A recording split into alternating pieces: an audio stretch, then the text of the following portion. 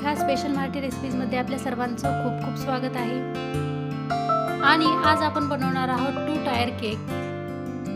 अगदी सोप्या आणि झटपट पद्धतीने आपण आज हा 2 टायर केक पाहणार आहोत आणि सोबतच छोट्या मोठ्या टिप्स ही शेअर केलेल्या आहेत, त्यामुळे व्हिडिओ शेवटपर्यंत नक्की पहा। तर हा जो 2 टायरचा केक आहे तो माझा ऑर्डरचा केक आहे। 1 किलो चॉकलेट केक असल्यामुळे मी इथं 2 स्पॉन्ज हे बेक करून घेतले। त्यातील हा अर्धा किलो केकसाठी लागणारा स्पॉन्ज मी 6 इंचाच्या टीनमध्ये 200 ग्रॅम प्रीमिक्स घेऊन बेक करून घेतला। आता या स्पॉन्जच्या आपल्याला 3 लेयर पाडून घ्यायचे आहेत। त्यासाठी आधी आपण सुरीच्या साहाय्याने याला खाचा पाडून घेऊ। त्यानंतर खाचा पाडलेल्या ठिकाणी दोरा घालून दोऱ्याची दोन्ही टोकं एकमेकाच्या विरुद्ध दिशेने खेचून घेऊ। त्यामुळे आपली वरची लेयर ही अलगद निघेल। आणि इथं सेम प्रोसेस आपल्याला मधल्या लेयरसाठी ही करायची आहे। आणि अशा प्रकारे इथं आपल्या तिन्ही लेयर पाडून झालेले आहेत। त्यानंतर हा छोटा स्पॉन्ज मी 4 इंचाच्या टीनमध्ये 150 ग्रॅम प्रीमिक्स घेऊन बेक करून घेतला। या स्पॉन्जला वरती डोम शेप आलेला आहे। आधी आपण हा डोम शेप थोडासा कट करून घेऊ आणि त्यानंतर ब्रेड कटरच्या साहाय्याने किंवा दोऱ्याच्या साहाय्याने आपण याच्या लेयर्स पाडून घेऊ। तर इथं आपला हा स्पॉन्ज छान फुगल्यामुळे याच्या 4 लेयर्स पाडलेले आहेत। तर आता इथे आपण आयसिंग करायला घेऊ। तर इथं संपूर्ण केकसाठी मी 400 ते 450 ग्रॅम व्हिपिंग क्रीम ही ब्लेंडरने बीट करून घेतली। त्यानंतर टर्न टेबलवरती बेसच्या खाली एक वहीचं पेज आपण इथं पाण्यात भिजवून ठेवलं तर आपला बेस हा अजिबात हालत नाही। आता इथे बेसवरती सगळ्यात खालची लेयर ठेवून आपण याला शुगर सिरपने सोक करून घेतलं आणि पायपिंग बॅगमध्ये क्रीम भरून आपण याला फिल करून घेतलं। क्रीम फिल करून झाल्यानंतर आपण यावरती क्रश केलेलं चॉकलेट घालू। तुम्ही इथं चोको चिप्सही घालू शकता। त्यानंतर इथे आपण केकची सर्वात वरची लेयर ठेवू। या लेयरलाही आपण शुगर सिरपने सोक करून घेऊ। त्यानंतर क्रीम फिल करून घेऊ आणि सोबतच केकचं क्रम कोटिंग ही करून घेऊ। पॅलेट नाईफच्या साहाय्याने आपल्याला केकचं क्रम कोटिंग करून घेत असताना केकला फिनिशिंग ही द्यायची आहे।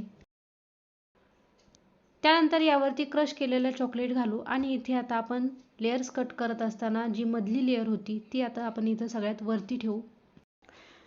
अशा प्रकारे लेयर्स ठेवल्यामुळे केक हा सर्व बाजूंनी सारखा दिसतो आणि केकला फिनिशिंग ही व्यवस्थित देता येते। आणि इथं फिनिशिंग व्यवस्थित आली की आपल्या केकला एक प्रोफेशनल असा लुक येतो। फिनिशिंग व्यवस्थित येण्यासाठी इथं आपल्याला खूप प्रॅक्टिसची गरज आहे आणि इथं तुम्ही जेवढी प्रॅक्टिस कराल तेवढा हात तुमचा इथे छान वळतो। त्यानंतर आपण इथे या केकला पर्पल शेड देणार आहोत।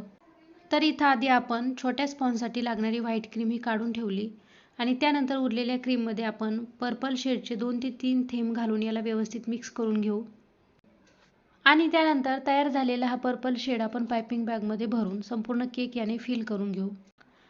संपूर्ण केक हा पर्पल शेडने कव्हर करून झाल्यानंतर आता आपण याला फिनिशिंग करून घेऊ।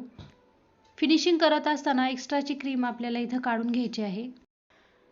फिनिशिंग करण्यासाठी इथं आधी आपण पॅलेट नाईफ आणि नंतर स्क्रॅपरचा यूज करू। इथं फिनिशिंग देण्यासाठी स्क्रॅपरचा यूज करताना आपल्याला अलगद हाताने हा स्क्रॅपर पकडायचा आहे।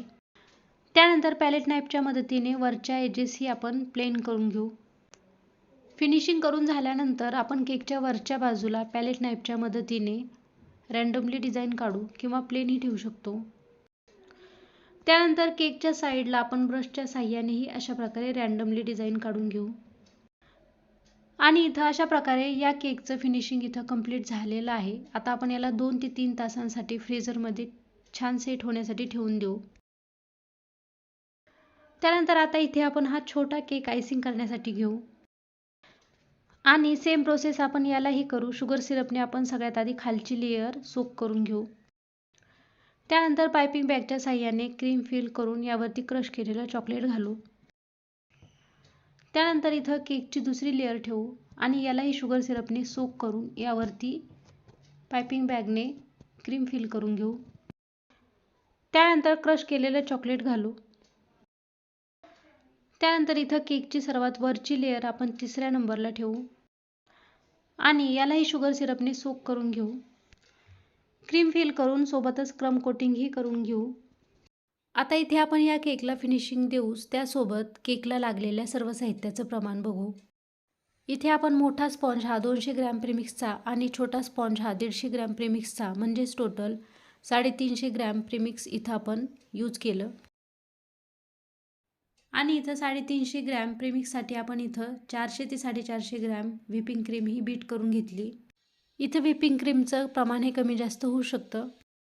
त्यानंतर आपण प्रत्येक लेयर्सवरती टाकण्यासाठी क्रश केलेलं चॉकलेट म्हणजेच डार्क कंपाऊंड हे 150 ग्रॅम घेतलेलं आहे. अशा प्रकारे 900 ते 950 ग्रॅम आपल्या सर्व साहित्याचं प्रमाण झालं.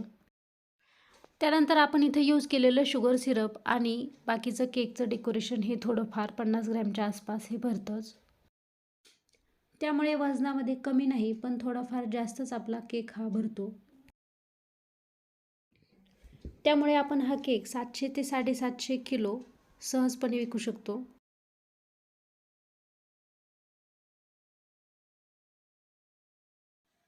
केकच्या 4 लेअर ठेवून झाल्यानंतर आता आपण याला पर्पल शेडने कव्हर करू आणि पॅलेट नाईफच्या साहाय्याने फिनिशिंग करून घेऊ. सोबतच एक्स्ट्राची क्रीम ही काढून घेऊ. केकला चांगली फिनिशिंग येण्यासाठी क्रीम ही व्यवस्थित बीट होणं गरजेचं आहे. म्हणजेच क्रीम ही स्टिफ असायला हवी. त्यामुळे फिनिशिंग ही व्यवस्थितच येते.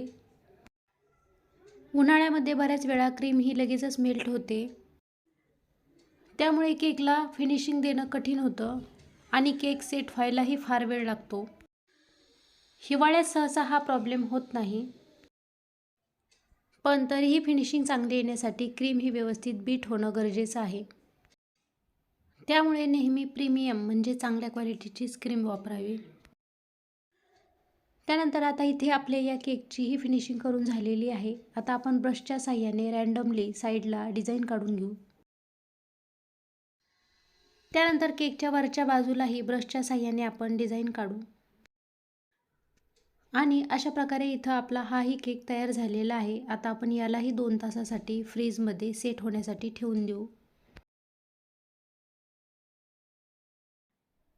आणि इथे 2 तासानंतर आपले दोन्ही केक छान सेट झालेले आहेत. आता आपण याला असेंबल करू. पॅलेट नाईफच्या साहाय्याने अलगद हाताने आपल्याला हा केक उचलून या केकवरती असेंबल करायचा आहे. आणि व्हिडिओत दाखवल्याप्रमाणे दुसऱ्या नाईफने किंवा ब्रेड कटरने उचलून आपल्याला अलगदपणे पॅलेट नाईफ काढून घ्यायचा आहे. केक व्यवस्थित असेंबल झाल्यानंतर N1 नोझलच्या साहाय्याने आपण अशा प्रकारे डिझाईन काढून घेऊ. इथं आपण चॉकलेटने ड्रिपिंगही करू शकतो किंवा स्प्रिंकलने डेकोरेटही करू शकतो. इथं आपण आपल्या आवडीप्रमाणे केक डेकोरेट करू शकतो. आणि इथे आपण खालच्या बाजूलाही याच नोझलने डिझाईन काढून घेऊ. त्यानंतर एडिबल गोल्डन डस्ट किंवा ग्लिटरने ब्रशच्या साहाय्याने केकच्या कडा म्हणजेच एजेस आपण डेकोरेट करू. आणि सोबतच शाईनसाठी संपूर्ण केकवरती गोल्डन डस्ट स्प्रे करू. एडिबल गोल्डन डस्टने ब्रशच्या साहाय्याने वरच्या बाजूला बॉर्डर करून झाल्यानंतर आपण खालच्या बाजूलाही बॉर्डर करून घेऊ.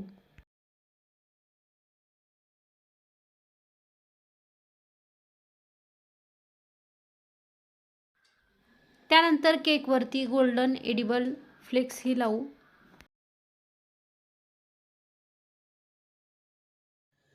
त्यानंतर वरच्या बाजूला एडिबल गोल्डन स्प्रिंकल्स टाकू.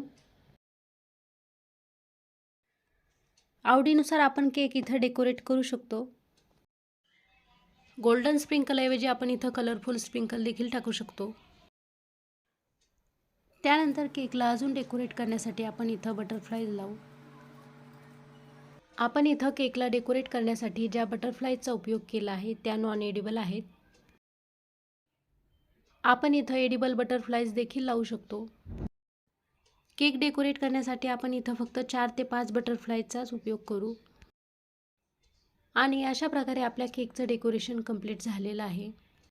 आणि सर्वात शेवटी आपण केकवरती हॅपी बर्थडेचं टॅग लावू. आणि इथे आपला 2 टायर चॉकलेट केक तयार आहे. अगदी सोप्या पद्धतीने बनवलेला 2 टायर केक तुम्हीही नक्की करून पहा. मग माझा आजचा व्हिडिओ तुम्हाला कसा वाटला कॉमेंट करून नक्की सांगा.